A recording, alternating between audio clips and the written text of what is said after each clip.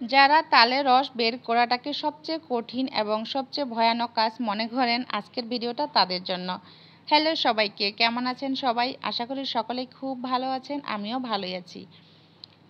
তো আজকে আমি দুইটা সহজ পদ্ধতি আপনাদেরকে দেখাবো কিভাবে খুবই সহজে 5 মিনিটে তালের রসটা বের করা যায়। তো তার জন্য একটা পাকা তাল বাজার থেকে কিনে আনতে হবে। অবশ্যই তালটা পাকা হতে হবে, একেবারে গলগলে পাকা।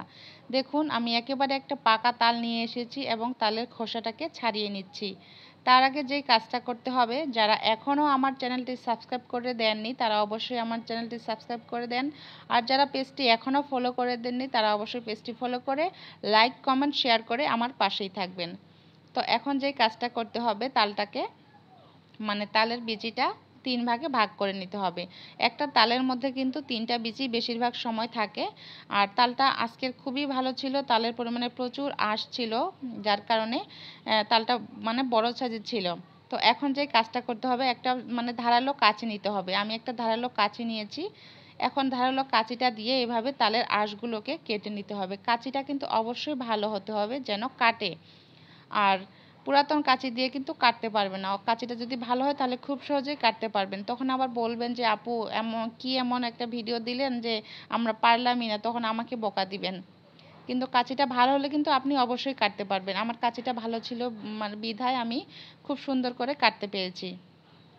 এভাবে খুব সুন্দর করে কাটার পর তালের বিচিটাকে একেবারে নেড়া করে দিতে হবে।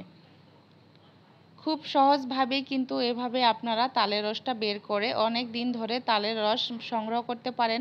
যারা অনেকে এই কাজটাকে কঠিন মনে করে, আসলে কঠিন, তালের রস বের করাটা কঠিন কাজ, যার কারণে অনেকে তাল বাসায় নিয়ে আসে না।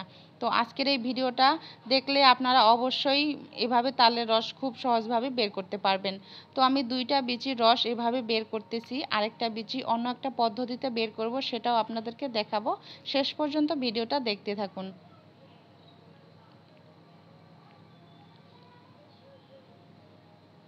তো দেখুন এভাবে 2টা বিচি আমি কেটে নিলাম। তারপর একটা বড় গামলার মধ্যে তালের শাঁসগুলোকে দিয়ে দিলাম।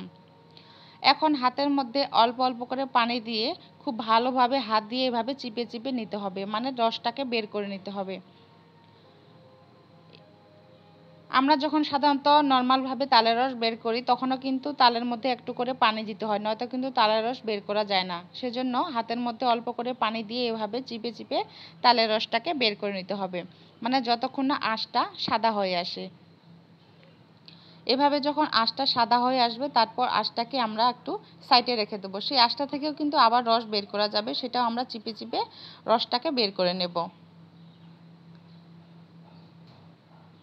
এখন যে কাজটা করতে হবে, একটা এরকম পাতলা একটা নেট নিতে হবে, নেটের উপরে দিয়ে এভাবে তালের রসটাকে চিপে চিপে বের করে নিতে হবে। তো এভাবে খুব সহজেই কিন্তু তালের রসটা বের করা যায় এবং তালের মধ্যে কোনো প্রকার আঁশ থাকে না এবং কোনো প্রকার দানা অংশও থাকবে না। খুবই সহজ পদ্ধতি, মাত্র 5 মিনিটেই কিন্তু এভাবে তালের রসটা আমরা বের করতে পারি। দেখুন খুব কঠিন কাজ না, কিন্তু খুবই সহজ পদ্ধতি। এই পদ্ধতিটা আপনারা অবশ্যই বাসায় চেষ্টা করতে পারেন। আরেকটা পদ্ধতি যেটা হচ্ছে সেটাও আপনাদের দেখাচ্ছি। তো এটা হচ্ছে একটা গ্রেটার, আমরা যেটা দিয়ে আলু গ্রেট করি সেই গ্রেটার দিয়ে এভাবে একটা তালের বিচি এভাবে ঘষে ঘষে তালের রসটাকে আমরা খুব সহজেই বের করে নিতে পারি। এবং এই তালের রসটাতে কিন্তু কোনো প্রকার পানি নেই। দেখুন তালের রসটা কোনো প্রকার এটাতে পানি নেই এবং এই রসটা সবচেয়ে ভালো হয়। এই গ্রেটার দিয়ে গ্রেট করা রসটাও এতটাই ভালো হয়, এই রসে কোনো প্রকার পানি দেওয়া হয় না। প্রথমে যেটা করেছি সেটাতে অল্প হলেও পানি দেওয়া আছে, কিন্তু এটাতে কোনো প্রকার পানি নেই। 2টা পদ্ধতির মধ্যে আপনাদের যেটা ভালো লাগবে সেই পদ্ধতিটা অবলম্বন করতে পারেন। 2টা পদ্ধতি কিন্তু খুবই সহজ পদ্ধতি। তো দেখুন এভাবে কিন্তু সহজভাবে তালের রসটা আপনারা বের করে নিতে পারেন। যারা মনে করতেন তালের রস বের করা খুবই কঠিন কাজ, তো আজকের ভিডিওটা অবশ্যই আপনাদের ভালো লাগবে। আর ভিডিওটা ভালো লাগলে অবশ্যই লাইক কমেন্ট শেয়ার করতে একদম ভুলবেন না। দেখুন তালের রসটা কিন্তু কতটা গাঢ়।